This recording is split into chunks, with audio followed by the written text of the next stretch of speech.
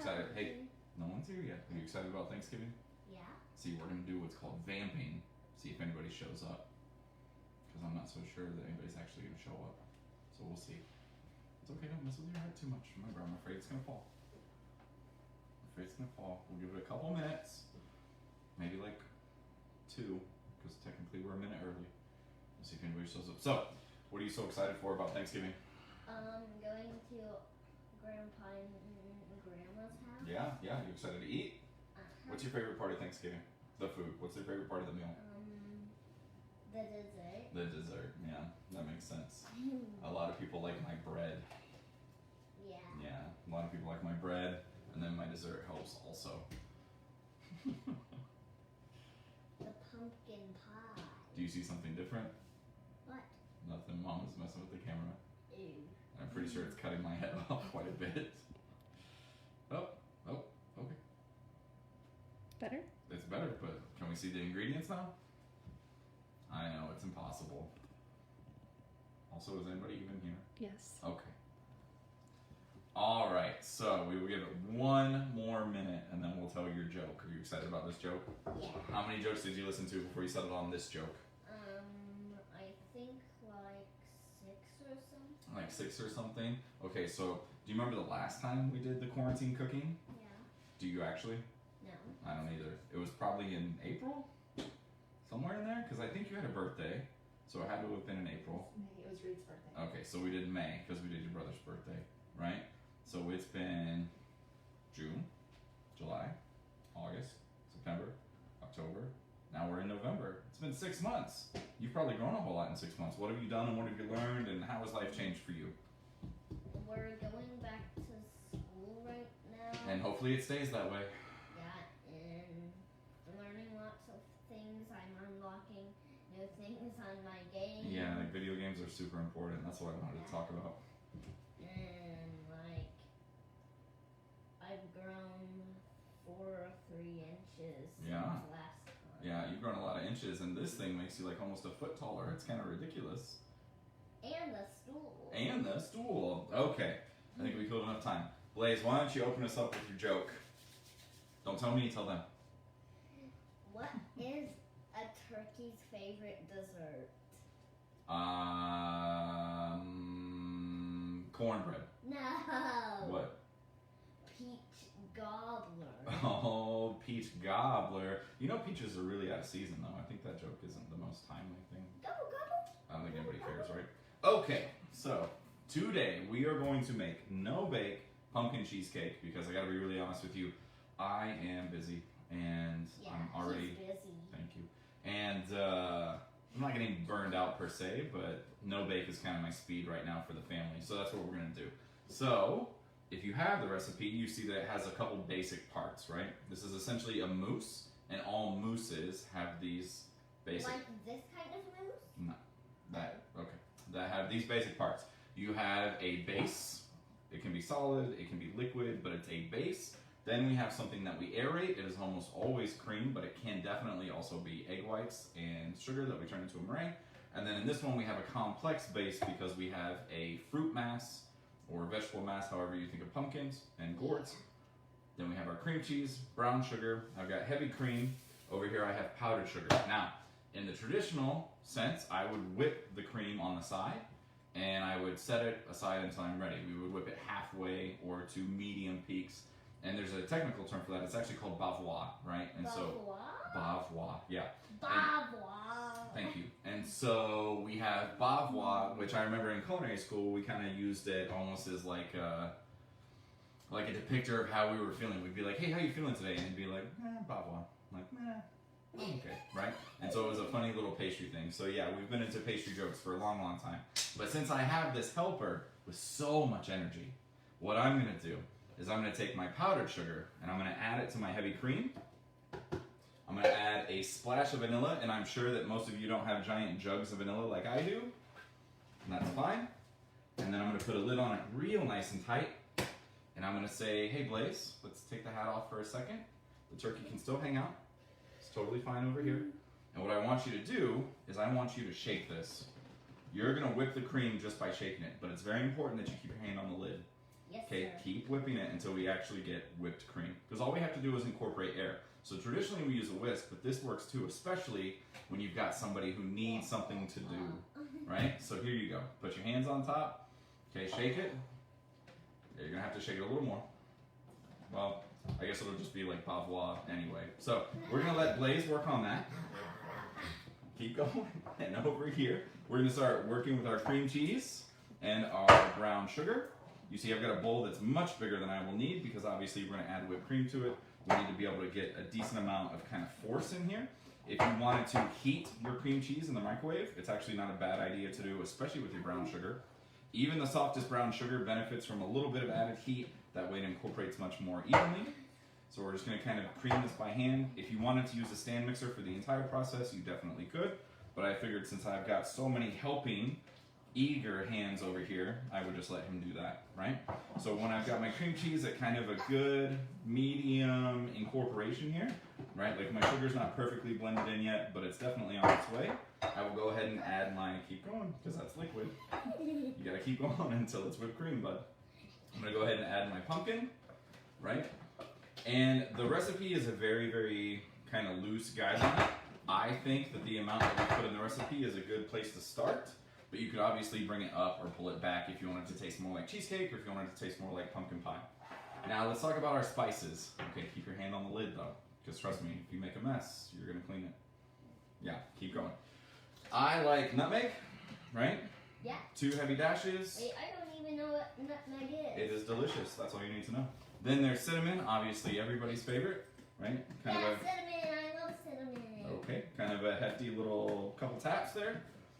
We're gonna add some ground cloves. Cloves are one of my absolute favorite things in the entire world, but it is very, very powerful and it's very, very savory. So I recommend just a slight dash, right? And that'll go a very, very long way. But we have our pumpkin, our cream cheese, our brown sugar, our seasonings, and of course, if you wanna incorporate other seasonings, some things that work very well if you're being experimental, Chinese 5-spice, you could use cardamom, you could use a lot of ginger, you can put some brown butter in there if you wanted to. We can add some sage if you want to make it a little more savory. So there are plenty of options for what we can do. Now, once I add the pumpkin, you're gonna see this really takes on its own like life. That extra water in the pumpkin puree will start really like making a silky mixture here because it will start melting that brown sugar for us. So what I'll do here is I will switch over to my whisk. Keep going, bud. We're gonna whisk and whisk and whisk. Whisk, whisk, whiskey, whisk. Man, I'm doing this way faster than you're doing that. And you're supposed to have all the energy. Until we have something that's really nice and smooth. Buddy, that's straight liquid still. Come on. Come on. You falling out on me? This kid eats nothing but snacks and sugar all day and he can't handle mixing some cream for 10 minutes. Right? So, I guess if you're done, let's get the hat back on. Do you have anything else you want to share with us while I finish up this? I don't know. Okay. So, today we're going to be using a prepared crust, right? And this is something that's pretty popular in Americana. You can go to the grocery store and there are obviously graham cracker crusts and Oreo crusts and things like that. Today, and what I fully endorse as a pre-made crust or a cookie crumble crust for pumpkin is speculoos or Biscoff or something in that arena. If you like the flavor of cookie butter, that's the way to go. A lot more spices, a lot more earthy, a lot more delicious. Yeah, cookie butter. Wait, what's cookie butter? It's made traditionally from Biscoff cookies, which is a type of speculoos cookie. Yeah. Or, if you know the things that I know, you could definitely make a Linzer crust. Linzer is one of my absolute favorite things. It definitely makes me think of the holidays. It's your traditional cookie that uses hazelnut flour, cinnamon, and again, the cloves that I love so much.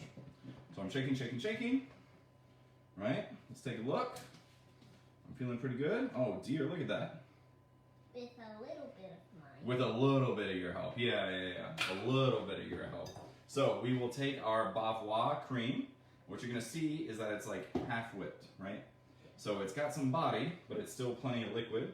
The reason we don't want to go to stiff peaks on this is because we're still going to agitate it as we fold these two mixtures together.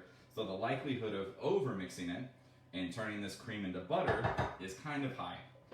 Especially for the person who doesn't make a lot of mousses in their life, which I'm going to assume is most people watching this right now.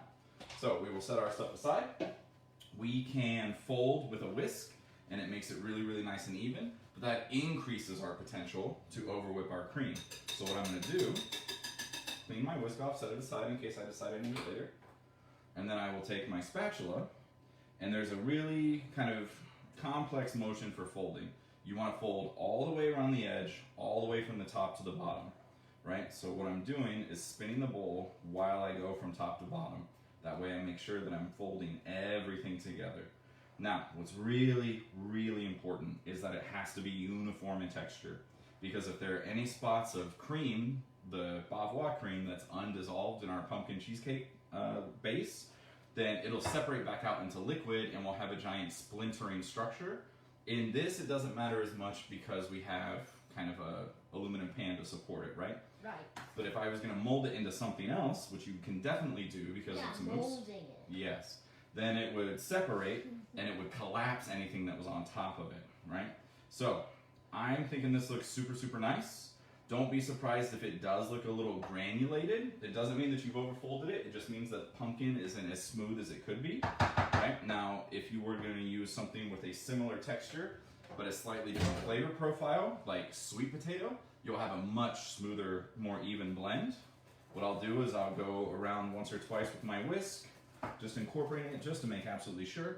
And again, I was whisking, but we could also fold with our whisk, and this will give us some extra air in there to the point where, no buddy, we're done whisking, to the point where we could even get kind of a frosting texture out of it, right? So if you have like a really heavy, delicious, rich cake, maybe you make this and you use it as the frosting instead of a really heavy, rich frosting.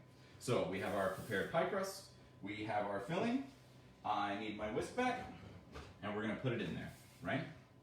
Now, it's very important that we use a prepared pie crust because obviously we don't want to be cooking this. We just added a whole bunch of air and cream.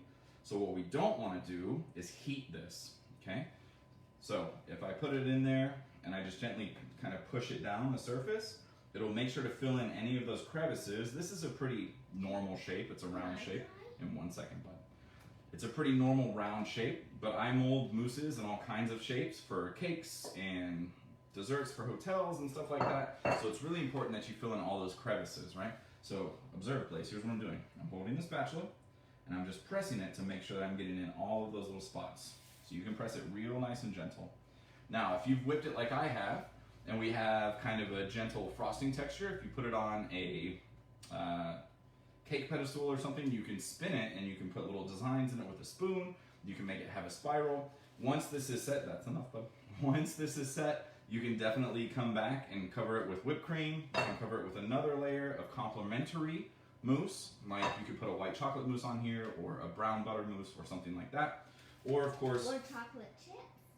Well, we don't typically put chocolate chips in mousse. We try not to put solids inside of a mousse. That is a good question though, because if we put solids inside of a mousse, it's very likely to collapse because it's hard to force air into a solid. Does that make sense? Yeah. But I see what you were doing, right? Okay. Now, if we make this surface has a little bit of texture, which honestly, for the people who are going to eat it, it's fine. But if I wanted it to be perfectly smooth, what I could do is I could put some plastic wrap or a Ziploc bag or something like that on the surface. I can press it nice and flat, and then this goes into chill, right? I'm going to chill it in the fridge overnight. It's definitely better overnight, but it needs to chill for at least 2 hours. Or you can freeze it way ahead of time, right? So especially Like into an ice cube? No, but something like that. So I could put it in the freezer overnight, and if I wanted it to have a perfectly flat surface, I could put my plastic wrap on there, I could smooth it out real nice, or I could take a plate or a pie pan or something, put it on there, and then freeze that, and then when I peel the plastic wrap back, perfectly flat on top. Is it important for my guests? No, but if I'm going to top it with something else, it might be nice to have a flat surface so everything can contact and stick. What do you think, Blaze? Super easy? Yeah? Do you want to taste? No thank you. You don't want to taste? That's messed up, man. Alright, so I will taste. Of course it's perfect. You want to taste? Yeah. 20 bucks says he says it's not perfect. Is it perfect, or what do you think? It's good. Okay. So, we have our no-bake pumpkin cheesecake. Let's talk about the things that we could do to change it. It doesn't have to be pumpkin. It could be anything like that. Or we could subtract out all the pumpkin and make just a no-bake cheesecake, almost the exact same way. If we wanted to add a bunch of different spices and make it more or less savory, we can definitely do that. I'm just gonna chill mine overnight. If I wanted it to be hard frozen, I could do that. Or of course, I can come back later once it's set and I can top it with another layer of mousse, or I can put a huge layer of whipped cream, which I'm pretty sure most people are okay with. What do you think, bud? Okay. Any questions?